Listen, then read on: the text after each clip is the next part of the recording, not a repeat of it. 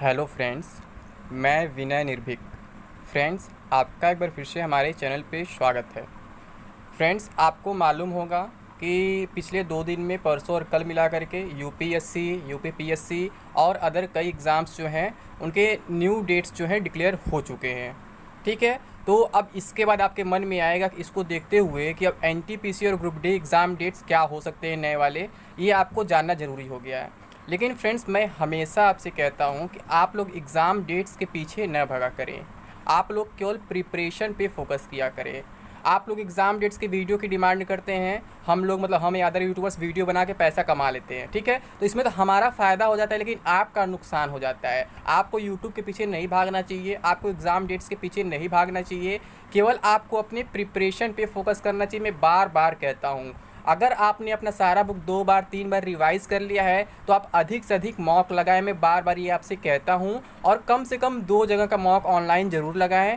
फिर कोई ऑफलाइन भी खरीद सकते हैं, कोई टेस्ट सीरीज वगैरह उसे आप लगा सकते हैं। अगर आपको इतना ही कॉन्फिडेंस हो गया कि मेरी प्रिपरेशन कंप्लीट हो गई है, अब केवल मुझे एग्ज़ाम देना बाकी रह गया है, तो फ्रेंड्स प्लीज़ आप ऐसे एग्ज़ाम डेट्स के चक्कर में ना पड़ें। मैं आपको कई बार बता चुका हूँ, आप 10 चैनल पे विजिट करेंगे तो 10 बातें सुनने को मिलेंगी। कोई कुछ कहेगा, कोई कुछ कहेगा, कोई कहेगा जुलाई में एग्जाम होगा, कोई कहेगा जून में एग्जाम होगा, कोई कहेगा अगस्त में एग्जाम होगा, कोई कहेगा सितंबर में एग्जाम होगा। तो ऐसे आप लोग कंफ्यूज हो जाएंगे और जो पढ़ाई करेंगे उसमें भी डिस्टर्बेंस हो जाएगा। इसीलिए मैं आपसे कहता हूँ, आप लोग एग्जाम डेट्स के पीछे न भगे, और अगर आपको लगता है प्रिपरेशन हो गया है तो आप मॉक लगाएं। मॉक लगाएंगे तो आप ही का फ़ायदा होगा, किसी और का फ़ायदा नहीं होगा। जितना मॉक लगाएंगे उतना फ़ायदा मिलेगा आपको, और मॉक लगाने से आपको एक एक्सपीरियंस मिलेगा कि आपके कौन से टॉपिक्स में मिस्टेक्स हो रहे हैं और क्या मिस्टेक्स हो रहे हैं। जब उसे आप एनालाइज करेंगे तो आपको क्लियर हो जाएगा कि हाँ, ये मिस्टेक हुआ था और हमें इसमें सुधार करने की ज़रूरत है। ठीक है, तो इसीलिए फ्रेंड्स मैं आपको सबसे पहले एक मॉक सजेस्ट करना चाहता हूँ, जिसका आज ऑफर का लास्ट डेट है। ठीक है, हो सकता है इसके बाद ये ऑफर न मिले, तो यहाँ ग्रेडअप का है flat 40% of green card for banking, SSC and railway exams,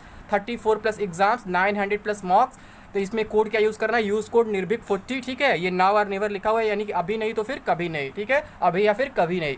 इसमें देख सकते हैं मेरा कूपन कोड अप्लाई करने क्या हो रहा है। आप जानते हैं इसका पहले कॉस्ट था 999 रुपीज़, जो घट के 650 हो चुका है। ठीक है, ये एसएससी एंड रेलवे के लिए है, लेकिन आप मेरा कूपन कोड जो निर्भीक40 अप्लाई करेंगे तो ये केवल कितने पड़ जाएगा आपका, ये केवल 293 रुपीज़ में पड़ेगा, यानी कि ऑलमोस्ट 75% अभी ऑफ मिल जा रहा है। ये ऑफर केवल आज के लिए है, आज के बाद शायद ये ऑफर न मिल पाए। तो फ्रेंड्स आप इसे जरूर अवेल कर ले, क्योंकि आपके लिए इंपॉर्टेंट है आपके एग्जाम का प्रिपरेशन करना, ना कि एग्जाम डेट्स के पीछे भागना। मैं एग्जाम डेट के बारे में बताऊंगा, वो भी डिटेल बताऊंगा, विद रीजन बताऊंगा। ठीक है, ये मेरा काम है बताना, लेकिन फ्रेंड्स मैं आपसे हमेशा कहूँगा आप लोग केवल प्रिपरेशन पर फोकस करें। ठीक है, तो अब हम बात कर ले एग्जाम डेट पर, आप इसे अवेल कर लेंगे। इसका लिंक आपको डिस्क्रिप्शन बॉक्स में मिल जाएगा, कमेंट बॉक्स में मिल जाएगा, मैं पिन कर दूंगा इस कमेंट को। ठीक है, आप वहाँ से इसे अवेल कर सकते हैं, बाय कर सकते हैं। अगर आप एसएससी रेलवे दोनों लेना चाहते हैं तो ये है, और फिर आप अगर एसएससी बैंकिंग लेना चाहते हैं तो उसका भी अलग लिंक है, मैं दे दूंगा आपको। ठीक है, तो यहाँ देख लेते हैं फ्रेंड्स। ये देखिए, मैं अभी यूपी पीएससी का नोटिस दिखा रहा हूँ, तो आपको मैं इसमें बहुत ज़्यादा डिटेल नहीं समझाऊंगा, क्योंकि जरूरी आप मेरे सारे व्यूअर्स यूपी से ही हो, क्योंकि हम यहाँ सेंट्रल गवर्नमेंट एग्जाम की बात कर रहे हैं। तो यहाँ पे देख रहे हैं, यहाँ पे एग्जाम्स जो है 25 जुलाई से स्टार्ट हो रहे हैं। ठीक है, और जबकि 1 अगस्त वाला भी एग्ज़ाम पोस्टपोन हुआ है। तो आप सोचेंगे ये क्यों, तो फ्रेंड्स यूपीपीएससी का ये कहना था कि हमारे एग्ज़ाम जिस सीक्वेंस में थे उसी सीक्वेंस में हम एग्ज़ाम कराएंगे। जैसे कि यहाँ जो एग्ज़ाम 1 अगस्त को था वो अब 5 दिसंबर को चला गया है। ठीक है, 5 दिसंबर कहाँ गया, ये 5 दिसंबर समीक्षा अधिकारी का।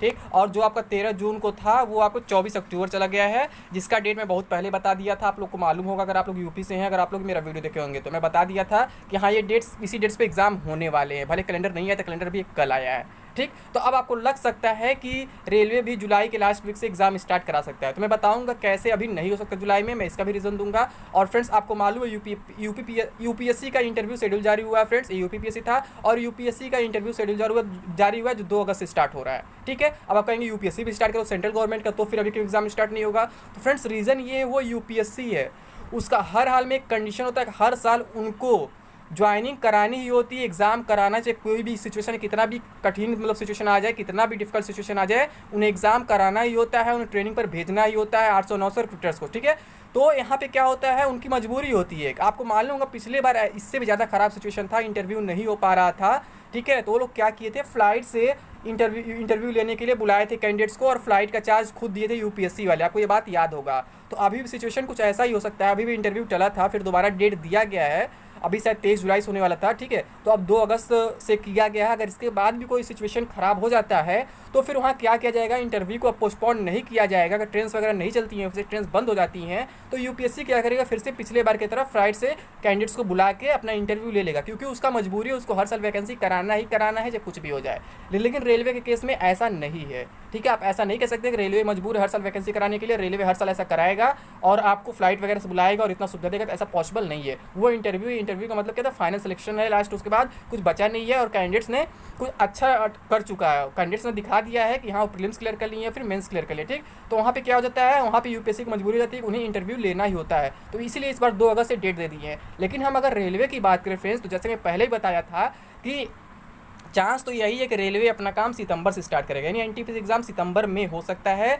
और ग्रुप डी का भी कोई कंफर्मेशन नहीं है, क्योंकि बीच में आपके एसएससी के एग्जाम्स पड़े हुए हैं, बैंकिंग एग्जाम्स पड़े हुए हैं, और मैं बता ही रहा हूँ सीक्वेंस वही फॉलो करेगा टीसीएस जैसे जैसे एग्जाम्स चल रहे हैं। आपको मालूम है अभी तक ग्रुप डी का कैलेंडर नहीं आया था, ग्रुप डी एग्जाम डेट नहीं स्टार्ट हुआ था, तो इसलिए हम ये नहीं कह सकते कि एनटीपीसी के तुरंत बाद ग्रुप डी स्टार्ट हो सकता है। वैसे रेलवे है, कुछ भी कर सकता है, मैं ये बार बार कहता हूँ, ठीक है, क्योंकि बार धोखा हो चुका है, रेलवे बिना नोटिस के एग्जाम करा चुका है, तो ये बार बार मैं आपसे कहता हूँ। लेकिन हाँ, पहले एनटीपीसी होगा, उसके बाद ही कोई एसएससी वगैरह होगा। लेकिन ग्रुप डी के बारे में कुछ नहीं कह सकते हैं कि ग्रुप डी इस साल होगा या फिर नहीं होगा, ठीक है, इसके बारे में कोई कंफर्मेशन अभी तक नहीं है, जैसे मैं पहले भी बोला था आपसे। और मैं बता दूं फ्रेंड्स, जैसे मैं बोला था ना कि एनटीपीसी से मतलब सितंबर से स्टार्ट हो सकता है, फिर बहुत जल्द होगा तो अगस्त हो सकता है, तो वही बात मैं अब भी कहूँगा, बहुत जल्द हो सकता है, अगस्त हो सकता है। लेकिन मुझे जुलाई में कोई चांसेस नहीं दिख रहे हैं। फिर भी अगर आपको प्रिपरेशन करना है तो जुलाई मान के चल सकते हैं, जून मान के चल सकते हैं। मैं तो हमेशा कहता हूँ कि आप केवल अपने प्रिपरेशन में फोकस करें, एग्जाम डेट पे फोकस ना करें, एग्जाम डेट कुछ भी रहे वो हो जाएगा, ठीक है। और मैं क्यों कह रहा हूँ कि एनटीपीसी तुरंत ग्रुप डी नहीं होगा, क्योंकि आपको मालूम है एनटीपीसी के बाद आपका एसएससी सीएचएसएल था,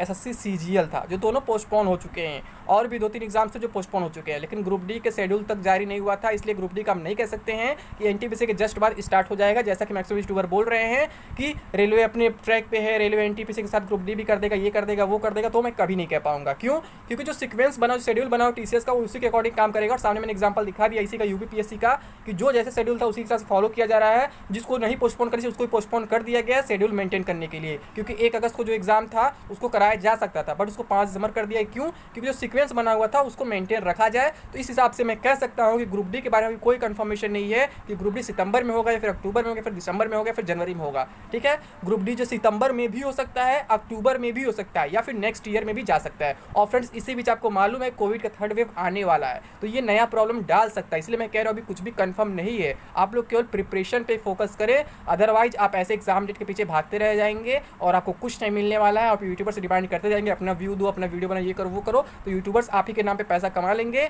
और आप बैठे रह जाएंगे और आप नौकरी से भी हाथ धो बैठेंगे। इसलिए मैं आपसे हमेशा कहता हूँ केवल प्रिपरेशन, केवल प्रिपरेशन, केवल प्रिपरेशन। और अगर आपका प्रिपरेशन कंप्लीट है तो आप अधिक से अधिक मॉक लगाएं, मैंने मॉक आपको सजेस्ट कर दिया है, इसका लिंक आपको डिस्क्रिप्शन बॉक्स में मैं दे दूंगा, कमेंट बॉक्स में भी मैं दे दूंगा, ठीक है। लेकिन आपसे यही कहूँगा कि एग्जाम डेट्स के पीछे न भागे, मैं अभी भी यही कहूँगा, पहले भी यही कह रहा था, बाद में भी यही कहता रहूँगा। एग्जाम डेट्स आपके लिए ज़्यादा इंपॉर्टेंट नहीं है, आपके लिए ज़्यादा इंपॉर्टेंट है आपका प्रिपरेशन। अगर आप प्रिपेयर्ड रहेंगे तो एग्जाम कभी भी हो, आज हो, 1 महीने बाद, 2 महीने बाद हो, आप अच्छे से उसे मतलब क्लियर कर सकते हैं, ठीक है फ्रेंड्स। तो उम्मीद करता हूँ आप समझ गए मैं क्या कहना चाह रहा हूँ। तो अभी के लिए बस इतना ही।